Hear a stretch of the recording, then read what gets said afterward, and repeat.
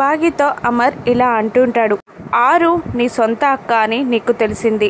ఆరుతో నీకున్న దూరం నువ్వు తట్టుకోలేకపోతున్నావు. మీ అక్క నీకు దూరం అయిందని బాధపడుతున్నావు. కానీ బాధ ఎప్పుడు మనసులో ఉంచుకోకూడదని మర్చిపోవాలని నువ్వే చెప్పావు. పరిస్థితిని నువ్వే అలవాటు చేసుకోవాలని చెప్పావు. నువ్వే మర్చిపోతే ఎలా? ఆరు మనకు దూరమైనా కూడా మన జ్ఞాపకాల్లో తను ఎప్పుడూ బ్రతికే ఉంటుంది. ఇది నా మాట కాదు, మీ అక్క మాట కూడా ఇదే. మనమందరం సంతోషంగా ఉండాలన్నదే ఆరు మాట కూడా. కాబట్టి నువ్వు కాస్త ఆలోచనల నుండి బయటికి వచ్చి నీ అమ్మతనం గురించి ఆలోచించు అని అంటూ అమర్ అక్కడి నుండి వెళ్ళిపోగానే బాగి దాని గుచ్చే ఆలోచిస్తున్నానండి. నేను ఈ బిడ్డ కోసమే ఆలోచిస్తున్నా, ఏం చేయాలా అని ఆలోచిస్తున్నా అని మనసులో అనుకుంటూ ఉంటుంది బాగి. మరోవైపు యమలోకంలో చిత్రగుప్తుల వారు ఆరుని వెతుకుతూ ఉంటారు. ఇక బాగి అమర్ అందరి గురించి ఆలోచిస్తున్న ఆరు ఒక చోట నిరాశగా కూర్చుండేసరికి అక్కడికి వెళ్తాడు చిత్రగుప్తుల వారు. ఏంటి బాలిక, ఇంకా ఆలోచిస్తున్నావా అని అంటూ ఉండగా తిరిగి జన్మెత్తలేని నేను ఎక్కడ ఈ లోకంలో ఎక్కడుంటే ఏంటి అని అడుగుతూ ఉండగా, నన్ను క్షమించు బాలిక, నేను పునర్జన్మ ఉందని నిన్ను ఆశ పెట్టి ఇక్కడికి తీసుకొచ్చాను అని అంటూ ఉంటాడు గుప్తా. కానీ ఆరు, నా విధిరాత అలా ఉంటే మీరు మాత్రం ఏం చేస్తారులేండి అని అంటూ ఉండగా, ఇది నిజంగా మా ప్రభు ఆడిన నాటకమే. నాకు ఇంత పని జరుగుతుందని అస్సలు ఆలోచించలేదు అని అంటుంటాడు గుప్తా. అప్పుడే యమధర్మరాజు గారు అక్కడికి రావడంతో ఆరు భయపడి గుప్తా గారి వెనక దాక్కుంటుంది. ఆ బాలిక ఎక్కడుందో తీసుకురా అని అంటూ ఉంటాడు యమ. అప్పుడు ఆరు ముందుకు వచ్చి, ఇంకెందుకు, ఏంటి నాపై పడ్డారు? పెద్ద పెద్ద పాపులని వదిలిపెట్టి నా మీద పడ్డారేంటి మీరు అనగానే గట్టిగా అని అంటాడు యమధర్మరాజు. లేంటే పోతే ఏంటి ప్రభు, నాకు మరుజన్మ ఉందని ఆశ పెట్టి ఇక్కడికి తీసుకొచ్చారు. కానీ నాకు పునర్జన్మ లేదని ఇప్పుడు చెప్తున్నారు. మళ్ళీ నన్నెందుకు హింస పెడుతున్నారు అని ఆరు అడుగుతుండగా, హింస పెట్టేది నేను కాదు, ఆ విధి అని అంటూ ఉంటాడు యమ. మళ్ళీ విధి అన్న మాట మీరు స్టార్ట్ చేశారా? ఈ గుప్తా గారు కూడా అదే చెప్తున్నారు అని అంటూ ఉండగా, విధిని వంచింది నువ్వు, చావు తర్వాత కూడా ఆత్మలాగా ఉంది నువ్వు. ఇన్నాళ్ళు విధితో నువ్వు ఆడుకుంటే ఇప్పుడు నీ చెల్లి ఆట మొదలుపెట్టింది అని అంటూ ఉంటాడు యమ. అంటే ఏంటి, నా చెల్లి కూడా చనిపోబోతుందా అని అంటుండగా, కాదు కాదు, విధితో ఆట మొదలుపెట్టింది అనగానే ఏమైంది అని అడుగుతూ ఉంటుంది ఆరు. ఒక్కసారి నువ్వే చూడు అని అంటూ, నీ పునర్జన్మకి అడ్డంకి నేను కాదు, నువ్వు వెళ్ళినా కూడా మళ్ళీ చనిపోతావు అని అంటుండగా, అంటే ఏంటి ప్రభు, భిన్నంగానే ఉండగానే తన పునర్జన్మకి గండముందా అని గుప్తా గారు అడుగుతుండగా, అవును ఒక్కసారి చూడండి అని అంటూ భవిష్యవాణిలో అక్కడ బాగి రాథోడ్ మాట్లాడుకునే మాటలన్నీ ఆరు వినేలా చేస్తాడు యమ. ఏం మాట్లాడుతున్నావు బాగి, ఇంత నిర్ణయం నువ్వెందుకు తీసుకున్నావు, ఈ పచ్చి పని నువ్వెందుకు చెయ్యాలి అనుకుంటున్నావు అని రాథోడ్ అడుగుతుంటాడు బాగిని. లేదు, నేను చెయ్యాలనుకున్న పని మంచి పనే అని బాగి అంటూ ఉంటుంది. లేదు, ఈ పని అసలు నువ్వు ఈ నిర్ణయం ఎలా తీసుకోగలిగావు అని అంటూ అడుగుతూ ఉంటాడు రాథోడ్. అప్పుడు బాగి, లేదు, నాకు ఆల్రెడీ 4 పిల్లలున్నారు, ఇప్పుడు నాకు మరొక బిడ్డ అవసరం లేదు అని బాగి అనగానే ఆరు షాక్ అవుతుంది.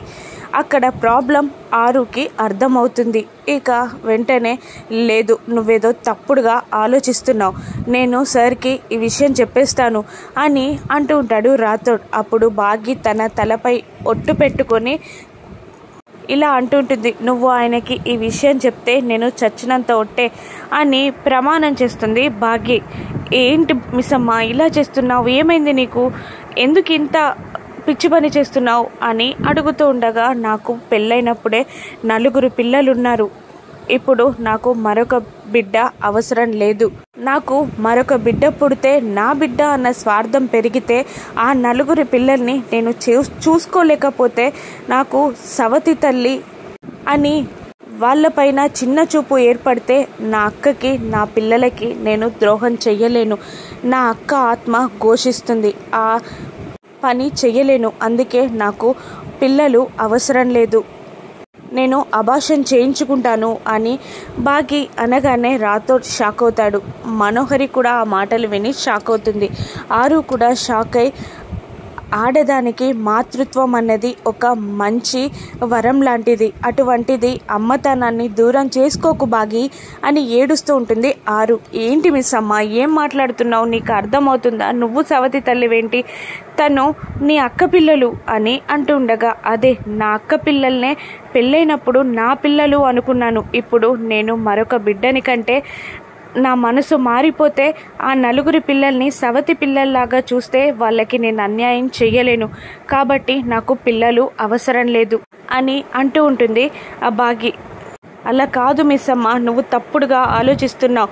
నువ్వు అలా ఎందుకు చేస్తావు అని అంటుండగా, మనసు ఎప్పుడు ఎలా మారుతుందో ఎవరికి తెలుసు. నా వల్ల కాదు. సవతి తల్లి పిల్లల్ని ఎలా చూస్తుందో నాకు బాగా తెలుసు. మా పిన్ని నాకు అన్నీ నేర్పించింది.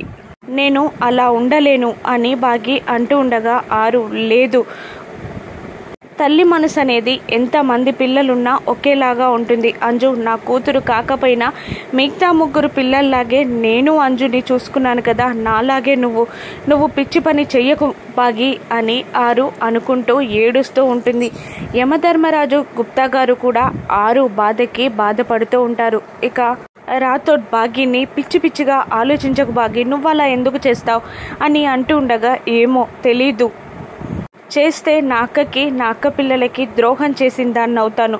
నా వల్ల కాదు ఆ పని చేయడం. అందుకే నా బిడ్డకి నేను ద్రోహం చెయ్యాలి అనుకుంటున్నాను అంటుండగా, పాపం, ఏ పాపం తెలియని ఆ పసిగుడ్డుని ఎందుకు చంపేస్తావు అంటూ ఉండగా, ఆ పాపం ఏదైనా ఉంటే నాకే తగులుతుంది, నా నలుగురు పిల్లలకే కాదు అని అంటూ ఉంటుంది బాగి.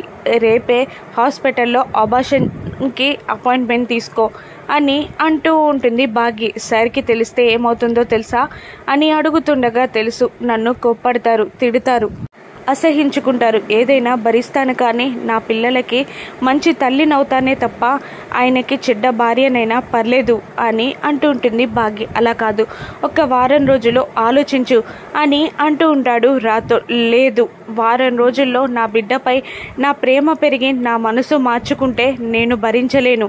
నా అక్క పిల్లలకి నేను ద్రోహం చెయ్యలేను.